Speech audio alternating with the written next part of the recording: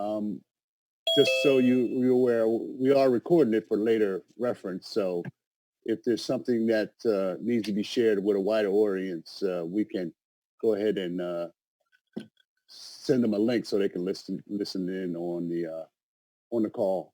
Sounds good. And, Evening, Dr. Evans. Hi, how are you guys? Hey, hi, Dr. Evans. Good to see you.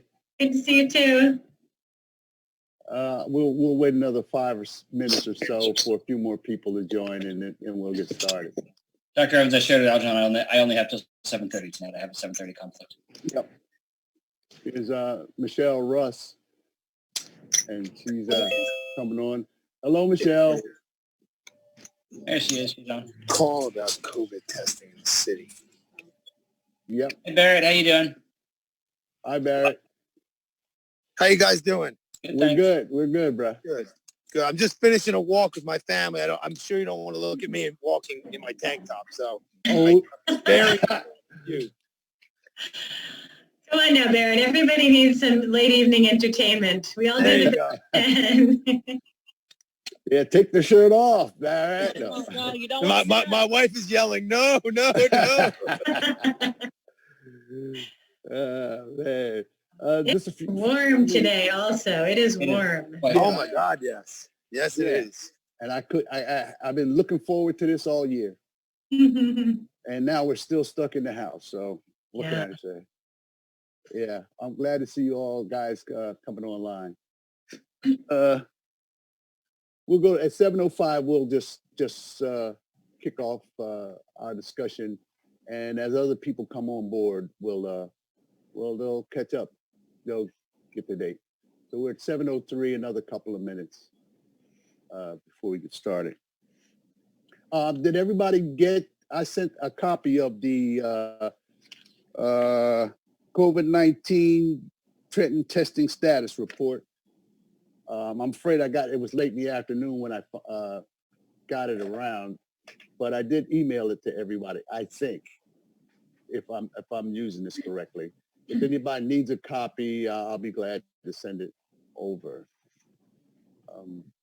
The upside is congratulations to you all for working on our list of suggestions that got passed by City Council. It's basically the very things that we discussed need to be included in a plan as we move forward. And to my great delight, they passed it. So it's just a matter of now implementing it and actually doing the work that it's going to take to get it done. So another minute, we'll just move on. And I can't tell you how much I appreciate you guys using your time, your precious time, to have this discussion. It's important, and the fact that you're willing to make time for this is I'm very gratified that you're doing this. Appreciate it. We actually do.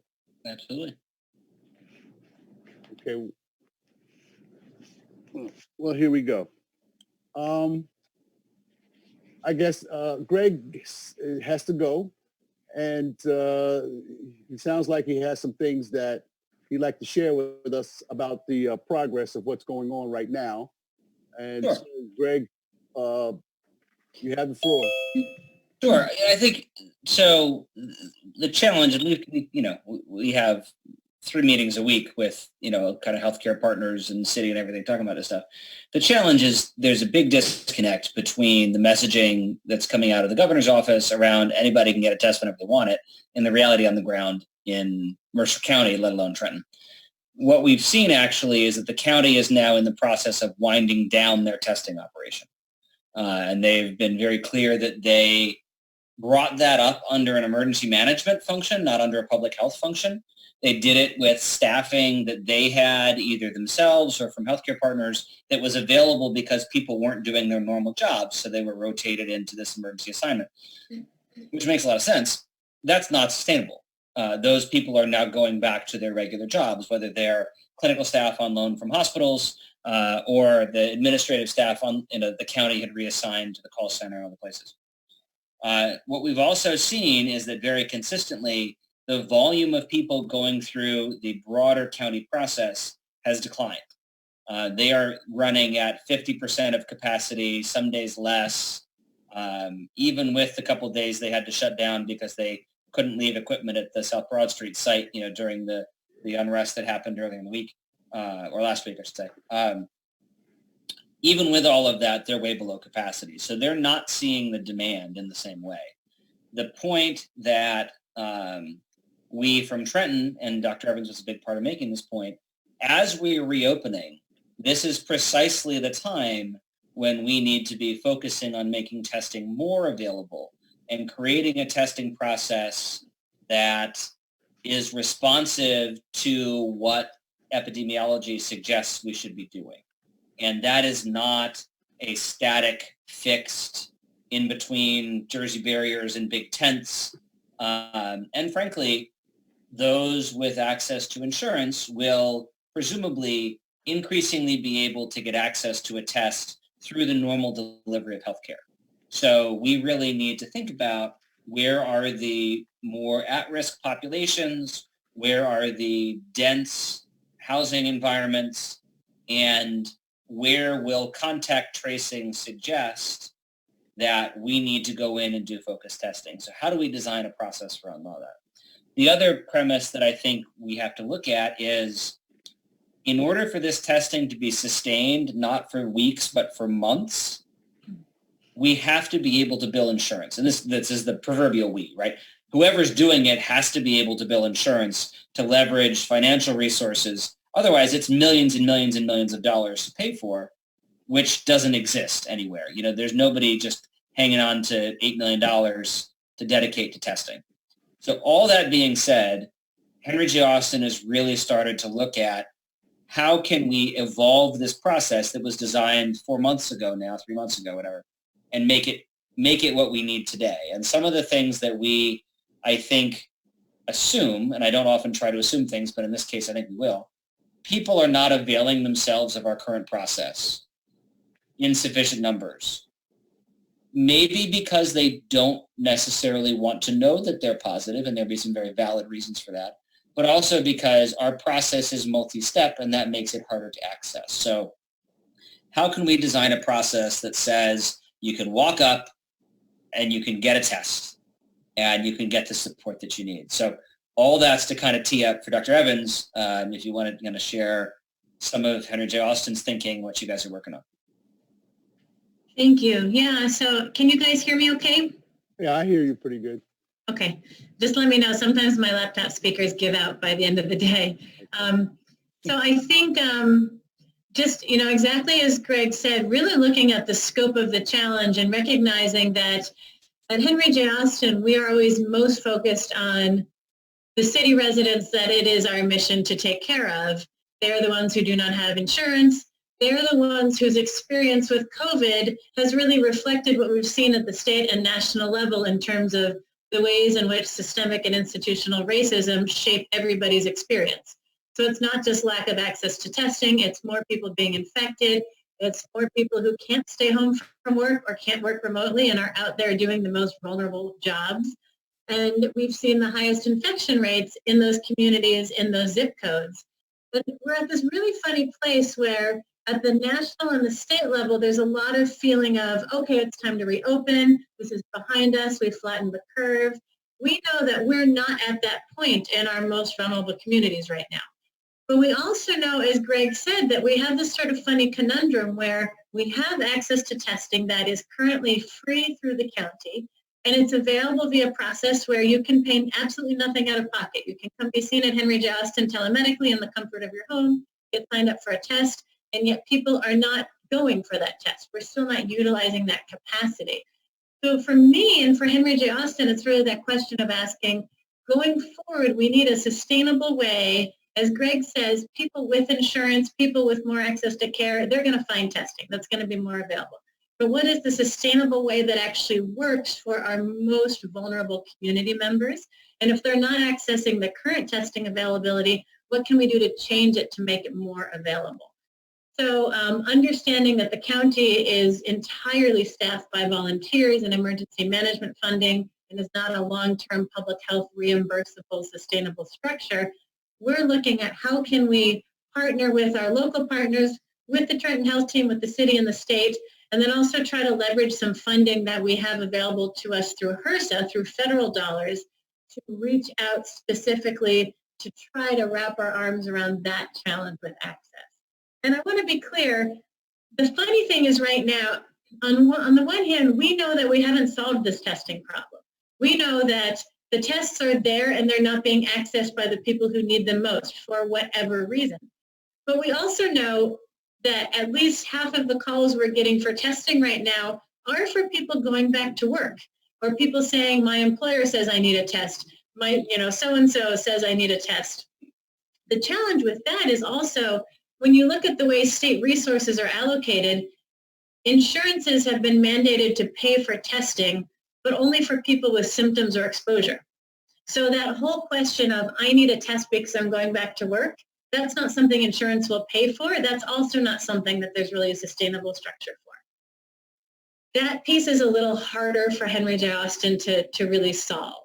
So what we're looking at is that first piece of trying to connect testing to the people who still have never really had access to testing in a way that works for them. And so we're looking at either saliva testing or nasal swabs, nasopharyngeal swabs. Still talking to a couple of different labs to try to figure out which is the best process and which has the most availability, and I'll talk about that in a minute. And then separately looking at staffing structures, which are kind of guided by that. So if you're doing the saliva test, you can use a medical assistant or someone who doesn't have nursing training. If you're doing the nasopharyngeal swab, you still need nurses, and the challenge is all the nurses who are doing it for the county are now back at work at their hospitals. And at Henry J. Austin, we've never had that additional nursing availability. They've been working hard the whole time. So trying to figure out what would we have to look for in terms of bringing on new staff to administer the test. And then really thinking about, well, our advantage as a healthcare facility is we can bill insurances for those who have insurance. And for those who don't, we have access to federal and other funding streams. We're investigating FEMA. We're looking at other ways to pay for the testing for people who don't have insurance of some kind. So I think the final piece of really rethinking the process is saying it's impossible to remove the requirement for collecting data and putting through an order just because any test that's being done by any lab, it needs to have a name and a date of birth, and it needs to have the insurance information, and it needs to have a doctor's name on it. But we could certainly work to create a structure where you don't need an appointment. You can do registration either on-site or remotely, and we could take something like our mobile health unit and do testing at different sites throughout the city with that sort of walk-up access. Just figuring out the logistics of that and what that would look like. I think one thing in our favor is we're at a very different point we were when the city set up their testing. When the city set up their testing, there was a lot of fear of, is the site going to just get flooded? If we just open up access, we're going to need police support because people are going to come piling in. Now we're almost in the different places saying we want people to come. We need people to come to the van and get tested. How do we kind of flip that ratio a little bit? But that means that it allows us to be more flexible about walk-up access, same-day access. How do we then navigate people from that point forward? So the other piece that's been so challenging is this disease is just terrible. And we know that when we have people who test positive, or even if they test negative, they still have so many questions. They can still be sick for weeks and weeks. And so from our perspective, up until now, having that medical visit has been so important to help people walk through that. But what we're looking at going forward is saying, so if we somehow brought in access to testing, we still need to have that safety net to engage people in care when they need it. So whether it's a community health worker or some sort of navigator to say, okay, you've done your test. Now when your results come back, here's how we're going to make sure you have that contact you need to get your questions answered. And that is a piece we don't want to forget to plug in there as we kind of put together a structure. The only other thing I would say about the just looking at options for access to testing, we're still at that point where at the national level, we hear about people who get tested every day. At the local level, there's still shortages of test kits and shortages of testing supplies. So we're sort of in line to try to get saliva testing. We don't know how quickly that will happen.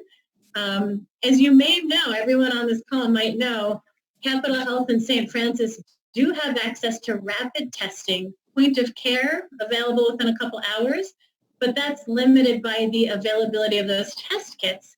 At Henry J. Austin, we have that same machine. There's just no way we're getting test kits anytime soon. So that's something to think about just for the future. So we continue to kind of look at these real challenges and say, we can start to set up a plan for what we think of as the highest need for right now, with the recognition that it's not going to meet all the need. And there's still going to be ongoing need for what if someone at the mission has symptoms and we really need to know quickly if they need to be quarantined? What if the entire population, I was talking to Barrett about this earlier today, what if they're now ready to go back to work?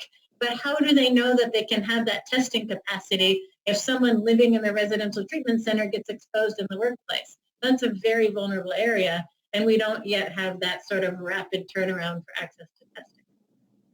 Thank you, Dr. Evans. First I'll have to say that what you and Greg have done is exactly what a plan needs, is to identify what the impediments are and begin to think about what we have to do going forward to get around those particular issues.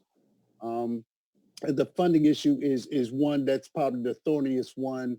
I saw this $8 million figure, but I'm really curious as to what that's based on.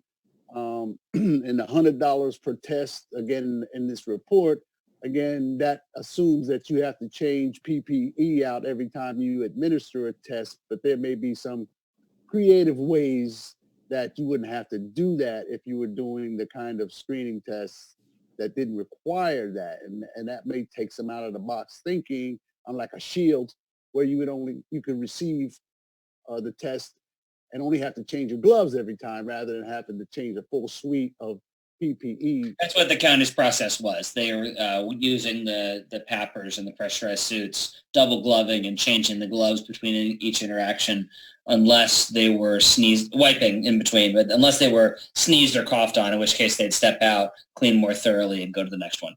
But it's not just the one nurse doing the testing. That was required 3 people for each testing lane because you need the nurse in the full gear, you need a support person behind that nurse, you need a paperwork person preparing the specimen and checking the identity, and then all of the other kind of scene security and control. So there's a bunch of things, and I think the cost of the test was in the $50 range. Yeah, that's why I was concerned when I read the report that the cost per test was a little on the inflated side, which would also affect how much money they would need to administer this test. So I think there has to be some closer scrutiny to what the actual cost is going to be, so that as we approach those various resource people, that we have a genuine figure in mind that we need to acquire. The saliva testing is, to me, that Dr. Evans mentioned, sounds like to me that this is one way that we could speed up or make this a more efficient process and less cumbersome if that comes online. So it may take some the squeaky wheel gets the oil kind of an approach. With the I will say this in the most affectionate way possible. Dr. Evans and Dr. Raleigh are very good at being squeaky. And yeah, so you're welcome to join. The name is Accurate Diagnostic Labs. If you want to join us in squeaking on behalf of Trenton, feel free to jump in there. Okay. I'll squeak away. I'll go sit on their doorsteps. Y'all know me. But yeah, and I'm encouraged by the fact that you guys have sound like as if you've been thinking through what these challenges are and how best we can navigate those. And you've adopted the idea that this is something we need to do. And here's the problem. I'm not certain, given the response of the administration, that they've bought into this idea. They seem to think that they've done enough already and let it roll because there's problems with doing all these things. And that I strenuously disagree with. So, Algernon, I can't represent the city in any way, shape, or form. I can tell you that has not been our interactions that were daily, are now Monday, Wednesday, Friday, with Director Sawyer and a couple others from the city. So, but again, I am not here to represent the city in any way. I could tell you we're all struggling trying to figure out how to do this when a lot of the original thinking was that there would be state resources or county resources that would do this process. And I think I would say, I don't know, what do you think, Dr. Evans? It's really within the last week and a half that it's become very clear to us that we're going to have to develop a solution that works for our community ourselves. And there may be some support coming from those entities, but for very good reason, right? That, you know, the county is not the public health agency for the entire community. And that's not how they did it. They did it in emergency management. And that's not intended to be a long-term public health solution. Yeah, and I think the other thing we have all been grappling with is, regardless of intentions, none of our publicly funded health structures had anywhere near the capacity heading into this that would be required to respond.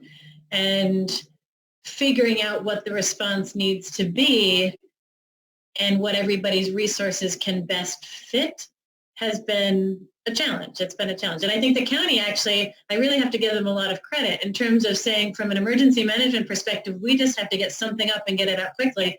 They did a great job. But they're not a public health entity at all, the body that did that. And I think for Henry J. Austin, again, like Greg, I can't speak for the city, but I can say for us, the challenge has been, in a sense, we've been too successful with telemedicine. We're seeing, I don't know if you would know this, but we've been seeing 130% of our pre-pandemic numbers in terms of patients served. And that's just because so many people have been calling us. And that's great, but it means that every single nurse, every single medical assistant, they're all involved in that workflow remotely. So to say, okay, we've got some furloughed staff we could bring back for testing, we haven't had that, which is great. We didn't want to have to furlough anybody. We're glad that we're able to provide care.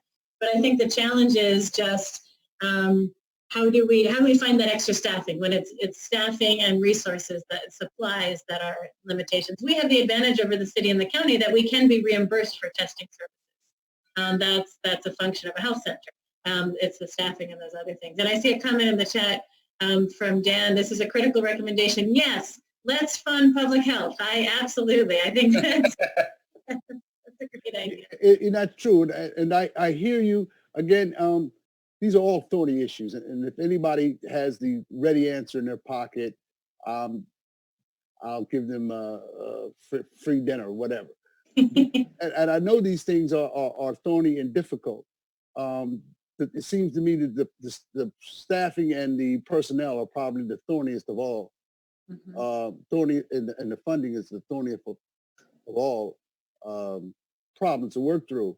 And just as a suggestion, in the way of brainstorming, is it possible we can talk to our surrounding communities, and in the same way that, you know, the county is only working at 50% capacity. Hey, let us have those tests you're not using, and then the surrounding counties, municipalities. Hey, you have anybody who would like to work with us as we address these various issues where we need personnel to, whether it's just doing the paperwork or whatever. Can you partner with us? And as a citizen, I'm certainly prepared to round up as many volunteers that can do the work that volunteers can do to take the pressure off of the technical staff so that they're not pulling out paper or doing those non-skilled things that consume a lot of time but have to be performed. There is a cadre. I'm a retiree from the health department, and I know many my former colleagues and ones there now are really special people. And if we solicit them, we may be able to get some hands beyond. I don't want to overpromise, but we may get some help from areas. And so again, it's an idea of identifying the problem and then of trying to apply what solutions that are available for us to get it. So we still have a plan to draw up. This report is not a plan. It's a report of where we are today. And I got my comment because I'm looking at this report. It says, for instance, they were talking about high density residencies. Plans are being developed in the event of an outbreak at such facilities to have mobile testing units brought to residential complexes. So that's after the fact. They want to wait for an outbreak before they send over testing. And that's the source of my comment earlier that I'm not sure they bought into what they need to do completely yet. And because you can't write that kind of a statement and have adopted the idea that this is about prevention, not mitigation. We have to do mitigation too, but this is about prevention. So you test first. You don't wait for an outbreak to start testing. So until they come to Jesus, it's going to be a bit of persuasion to get them to focus on the idea that we're trying to get in front of the disease. We're not coming after the disease. And you identified it perfectly, Dr. Evans. Our community is suffering greater than most communities would based on the demographics. And when the CDC took down the guidance that African Americans and Latinx and Native Americans were on high priority testing, that knocked me off my feet because to me, that sounds like genocide. You're not going to test the very people who need it most. You're no longer going to recognize that as a priority. So that tells me we are on our own and we can't count on them because they don't recognize us as something that needs to be addressed in an immediate fashion. So we are literally putting our lives in your hands as our champions to fight for the things that we need in order to save the lives of our people here in Trenton. And I know you are dedicated people will do just that. And I'm here to assist in any way I can. And I'm not going to oversell myself, but I just want to let you know that the community is behind you on this. And there's angels out there that will help if they see our people in the fight, doing everything they can, and we're informed about what it is they need.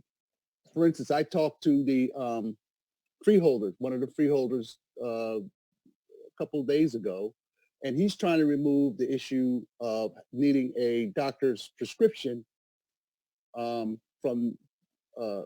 get a test, like other counties have already done. And we want to remove that impediment. You remember, that's multi-step process that you mentioned.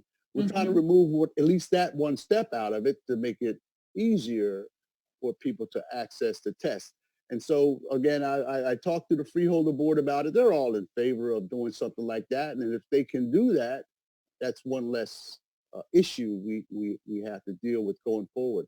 And I don't know, how many medical vans do we have here in the city? Does anyone know? We have just one, or do we have more? There is one that the city and Henry Justin partner with, the mobile health unit that Henry Justin is using. I'm not aware of other mobile units that are in activity. Pardon? Nor am I. Yeah. Okay. All right. Okay. If it's only one, that I can see how that might be difficult to. But I have to say, I don't see why that one couldn't meet the need. Okay. I think between access in Henry J. Austin's physical locations and using that to move to where there is a need for focused testing, I don't know. I don't want to speak for Henry J. Austin either. Yeah. No, I would agree. And I would add that I think the other piece that we're always looking at as part of any testing strategy is trying to move the testing to the community or alternatively provide transportation. Transportation is always such a challenge within the city. We actually have had an Uber Health grant through the Trenton Health Team that's been on hold for some time. We need to put people in Ubers and drive them around. We've been hesitating because Ubers are so COVID full right now. But just that thought of, but if you're really trying to get people access to testing, how do you make it happen? Either you bring the testing to them or you bring them to the testing. I think the other thing I would say, and I know Greg is going to have to hop off momentarily, but when you talk about volunteers, contact tracing is really the place where there's a lot of room for volunteers. Yeah. And that's another thing where there's a lot of sort of language at the state level about this is going to happen, we're going to make it happen, but it's really unclear what level of resources and involvement the state will have. And so the more volunteer action there is for contact tracing, the better, I think. We made that suggestion earlier in the week to the city, and they're actually looking into, can they employ, I know the Princeton Health Department has some volunteers doing contact tracing. That's another area where, I mean, that's a purely administrative function. It's really all phone call based. There's a little bit of training that can be involved, but it requires people who know the community, who people will trust when they answer the phone. So I think it's a perfect situation for local volunteers, particularly people like yourself and your colleagues, Algernon, that, you know, that have the public health background.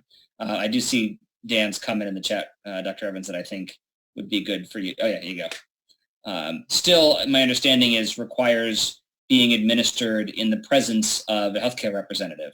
Mm-hmm. So we discussed a process where medical system could do that. But yeah, there's just so much that gets easier if that saliva test is the option in terms of safety of the people involved and in terms of the certification level and therefore cost of the staff involved. So I'm The sorry. only other thing I would add about volunteers, which it's absolutely great, in terms of the testing process, one of the things we found for the county effort is that because they did have volunteers doing most of their paperwork, it really allowed it to happen quickly. But then there was a lot of data integrity challenge because people's names would be spelled wrong or first name instead of last name. And particularly with our Latinx patients, names tend to be a challenge when they encounter bureaucracy because there will be more than the whatever fields you're entering are ready for. And so you'll have a patient listed 3 different ways.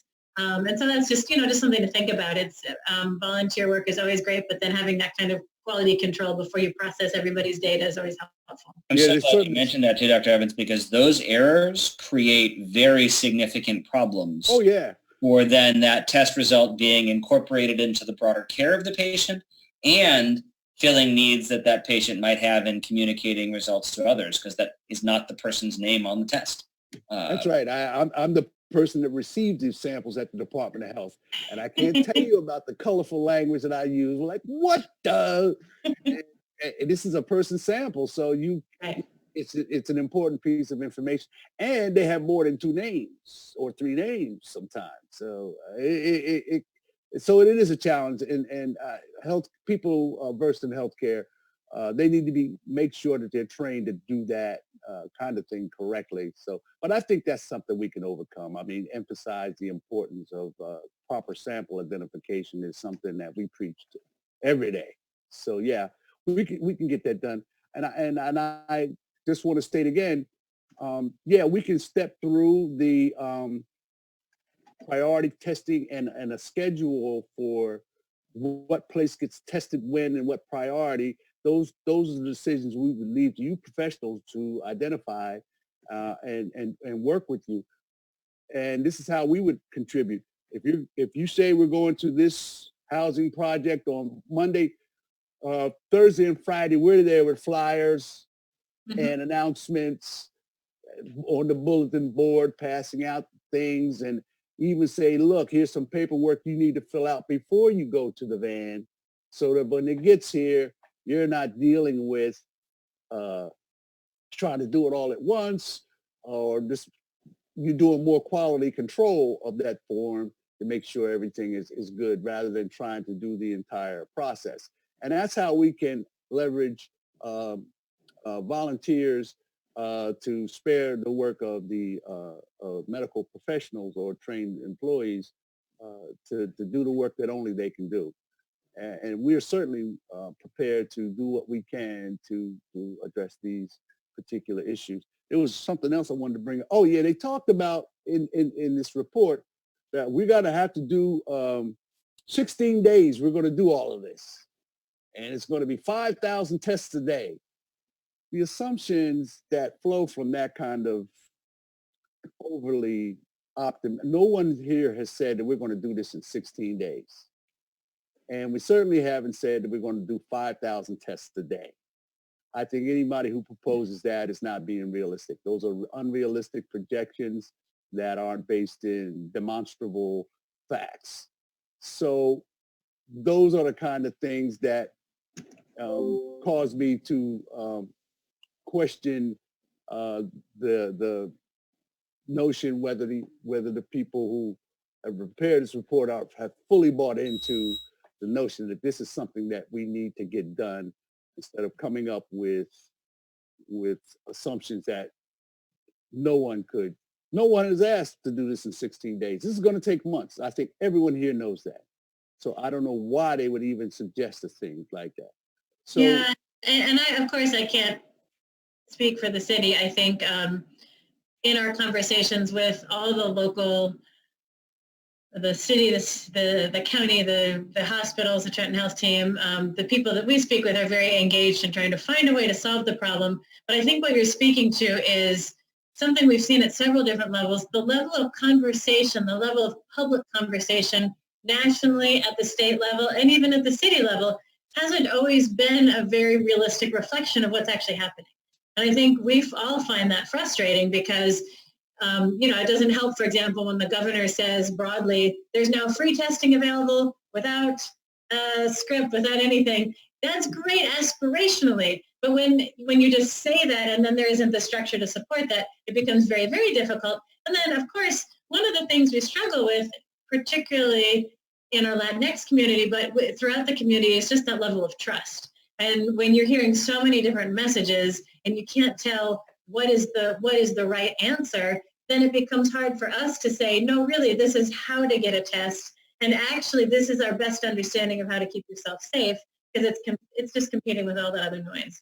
Yeah, the Latinx community has all kinds of challenges. People may be afraid to come forward because of their immigration status. That's why I take great pains to say all city residents, so that they hear that even they are, that we're trying to get tests for everyone, and your immigration status doesn't feed into it, because that also becomes a problem with names and things. They're afraid to give their name because they're worried about ICE coming to get them next week based on them trying to get a COVID test. So that's going to be a particular challenge.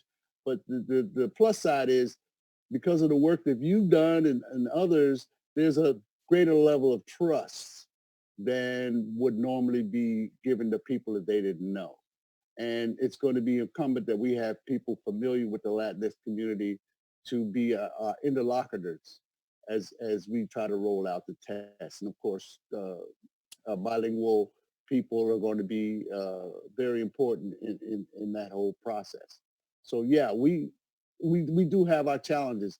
And my hope is to prevail upon the administration. Okay, now that you've given us the status to report, where's the plan? Let's see the plan now. And that means coming back to you all and having that in-depth discussion about how we address it. And you mentioned something else that I wanted to ask about. The governor said you can go work. There's a testing site in Edison where you can go get a free test. My question to him would be, hey, can we have, if you can do that in Edison, why not do it in Trenton? And whatever resources that you would have given to us, we can use those locally. And I think you'd have a hard time saying no to something like that. And this is, again, where local residents come in place. He needs Mercer County he needs Trenton to win Mercer County, and he needs Mercer County to get reelected. Right, so and I think we call up and say, hey, we need this down here, Gov. Oh yeah, I remember you from the convention. Yeah, well, we need that testing down here.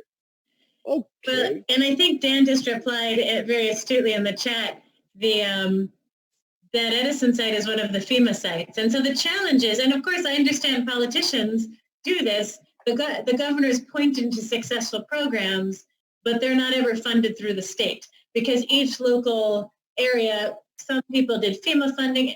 The county, Mercer County, got FEMA funding. The way it was funneled was just a little differently. And so that funding is so fragmented, but none of it is at the level of that sort of, as you described, what would an effective state response look like? When you look at New York testing numbers, they've had to increase their testing capacity because they were hit even harder than we were. So their rate of positive tests in many areas is now down below that 3%. That's really our goal. In Trenton, in our highest hit zip codes, we're still in the 30% range in terms of Are you really? testing positivity. At the county level, we're down to the low teens, but in several our most hardest hit zip codes, we're still in the 30s. And so wow. I think just everything is so fragmented, and so it's easy to say, okay, the site is functional. Edison has free testing with no script, but when you go and dig down and see where did that funding come from, who are the players who helped put together those structures, it's really a challenge. Okay, well, we'll help you with that challenge, Dr. Evans. Thank you. That's what we're here for. I don't want to sound like I can wave my hand, but I will join you in the fight. That's the best I can say, and we will make some headway. I can guarantee you that. And so I appreciate that you're in there being our champion. You're on my Christmas card list now. You definitely got a birthday card coming and everything. Well, thank you. And all I can say about that is I appreciate you so much opening up these venues. Working with the Trenton Health team, we've really tried to do as many Zoom events, Facebook Live events, just really trying to increase those venues for communication and questioning, because as we're saying, part of the challenge is how does anybody even know what's happening? How do you know what the right messages are? And so thank you so much for opening up this conversation and giving us a place to talk about such an important thing. Well, thank you, Doctor. And I have to say, I sent this to like 90-some people, all kind of leaders, faith leaders, all kind of leaders. Of course, they don't all respond. Many of them write me back and say they're coming, and then they don't show up. But I certainly keep pushing the information that I get out in these calls. So even if they're not on this particular call, they are being informed to the extent that we can do it. And I also send them a recording of this. So we're doing the best we can, and we're certainly willing to move forward on it. So let me ask the question. What would you like for us to do to help you that's within our capacity? Is there anything that we can do that you think you need help on? Thank you. I think what you've already mentioned is just knowing that you have both an engaged audience to share information with, and then potential volunteers if we can create a path for that effective roles in that process. I think one of the things I find so interesting is I'm sure that everybody you sent the invite to was interested, but also in a sense thinks, well, this isn't so urgent right now. And that's what really worries me. I feel like so many people have the impression that, okay, things are getting better. We can feel hopeful. Everything's better. Donald Trump did that. Mm-hmm. And from where I sit, I actually see just this true crisis for our community where, if anything, testing resources are diminishing as everybody moves back into greater vulnerability and greater exposure. And that, as a health professional, worries me a lot. But I think the other thing, and no, this is just my own sort of personal feeling, but it worries me how much we seem to have gotten accustomed to the loss of life. So when you look at the tens and hundreds of thousands of people who died in this country because of our response, I worry, even in New Jersey, as we're opening things up with the numbers we have, that in a sense we're saying we've just come to accept that a certain number of people are going to get sick and a certain number of people are going to die.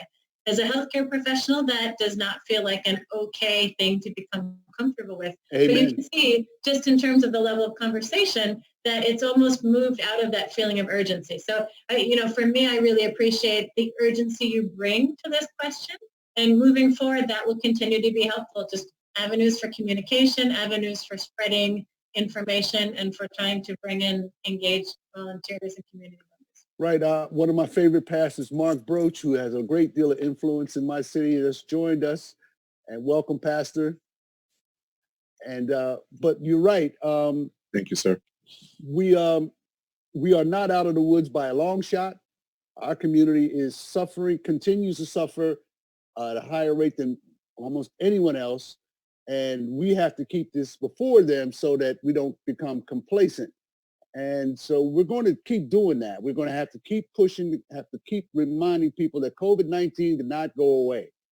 It's still here. It is still the big killer, and we have to deal with it in a forthright manner. And the acceptance of a number of deaths, that is what is unacceptable to me. You just simply cannot say, oh, well, some going to die.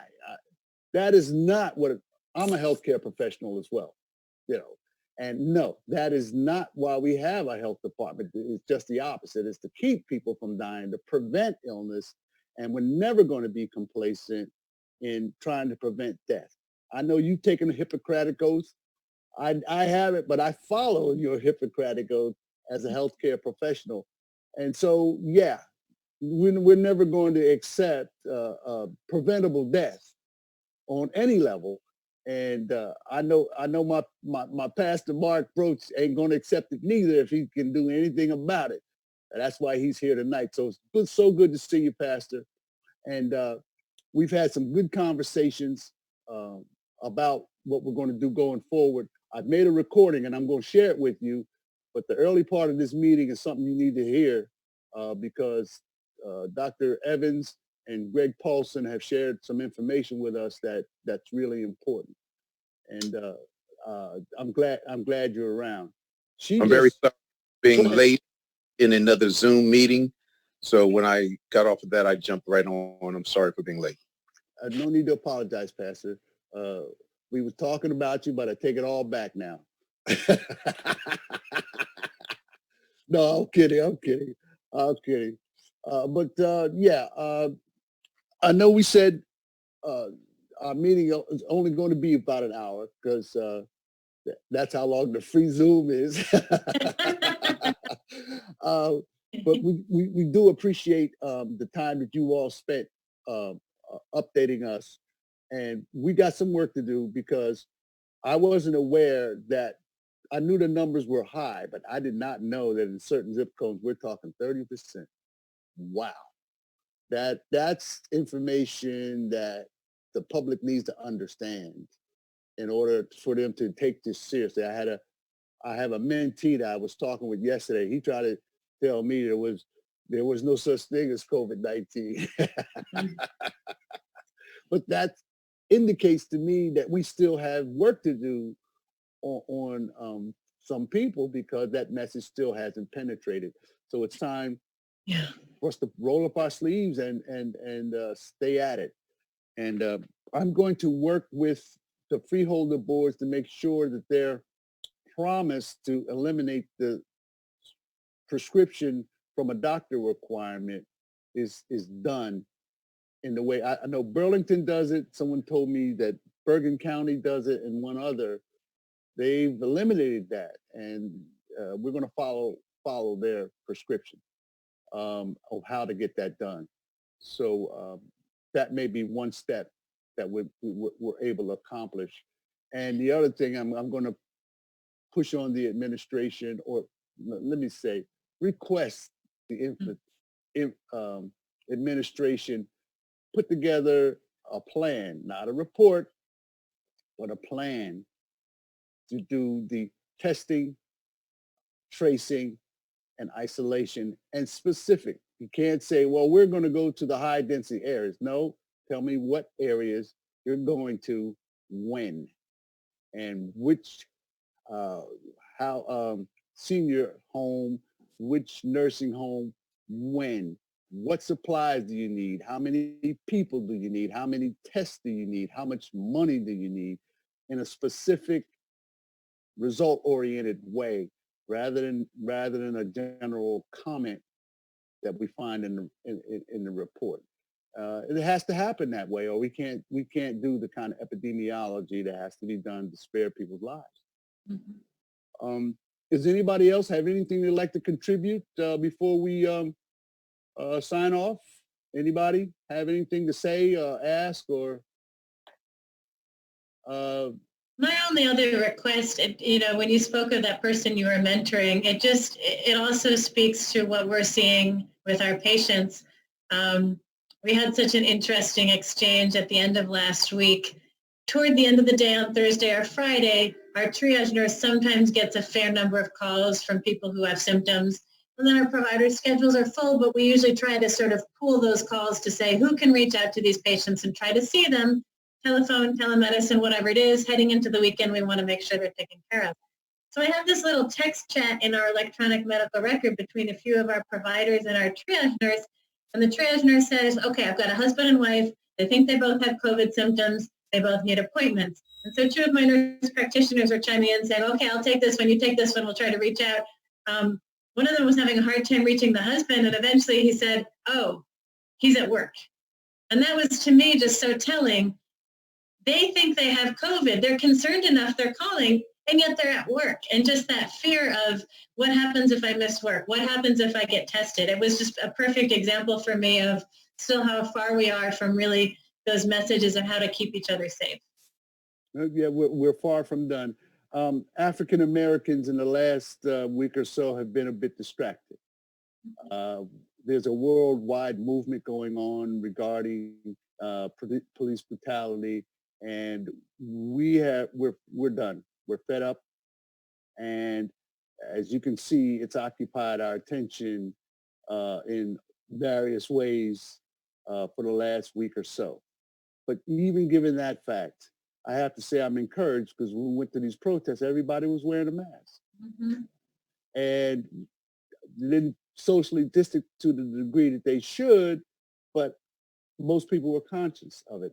We didn't shake hands. We have some very elaborate handshakes, but nobody was shaking hands. We were elbow bumping. And so people are aware, but the death of George Floyd has intruded upon our consciousness. But it's up to us in community leadership roles to refocus our attention on this problem that remains before us. And we'll be doing that. And thank you. I think that's one other important point. Effective messages are all about harm reduction. So not telling people not to do things, but telling them to do them as safely as possible. I would never encourage anybody not to protest. But as you said, wear a mask. Shake hands with your elbows. Find a way to just be as distant as you can. I know people who, as they're sort of planning which protests they're going to go to, they think, okay, so here's how much contact I'm going to have in a week. I'm just going to try to spread it out, and then I'm not going to do that porch visiting I might have done otherwise. Everything you can to just sort of minimize that contact. It doesn't mean you shouldn't be out. It just means that you should be safe as you are. So that's right. We didn't do no hugging. And right. I miss my hugs. I like the hug, but wasn't doing much hugging at the protest, and it's good. I mean, and people were doing the best they could with the situation at hand, and we'll keep forging ahead on this. And by the way, I should tell you that Trentonian newspaper contacted me before the meeting. They're interested in this topic, so we're going to be sure to pass along the recording and discuss the big issues that you pointed out to us as impediments with them, so that we can utilize the press to do some outreach and information sharing. So at least we have one of the papers interested. We're going to kick on the other one until they comply. But thank you very much for your time. Unless anyone has anything else they'd like to say or ask, sir. I wanted to, well, first of all, I wanted to thank you for doing this, Algernon. I think it was really a great piece of time spent, and I hope you do distribute it widely. People need to watch this. This was an informative discussion. And secondly, about the protests and going with the mask, when I went on Saturday, people were handing out masks. And I think that the more that we can do to encourage the distribution of masks for people who forgot a mask, don't think it's important to wear a mask, or like just have the masks available, because it was largely people were wearing them, but some people did not have them on. And I think that this is like, we need to be in the streets. I'm there with you, but we've got to be careful. Yeah, I had a few in my pocket, and I gave those out to people who I walked by, and I didn't say a word. I just walked by and handed it to them, and they took it because they knew they were out of sync with everybody else, and they were glad to get it. Yeah, and that's a great communication. Just if you're going out, bring some masks, send them out. Absolutely. That's right. Yeah. Very well said, Dan. I actually ordered 500 masks. So every protest that I go to, I keep them in my back pocket, and I do just what you were speaking of as well. Yep. Yeah. People will take them if you don't try to, hey, where's your mask? No, just hand it to them. That's all. That's it. Thank you. That's great. They'll take it out of your hand and keep moving, you know. So is anybody else? Because I don't want to use up your precious time. And I'm going to go ahead and let this recording happen. I'm going to try to print out the text over there and make sure everybody gets as much information as you can. Dan is asking me about future. I have a version I use it for work. Okay, for longer times. Okay, Dan Fountain, let me. I like a longer version. So we'll talk after the meeting if you don't mind. You have my email address? Okay. I'll find you. Okay, great. Anybody else have anything they'd like to share? Okay, I wish you all a good night, and God bless you all, and thank you for the work you're doing in my community. Take care. And thank you so much again for convening this. Thank you. All right, bye-bye. Thank you. Good night, everyone. See y'all.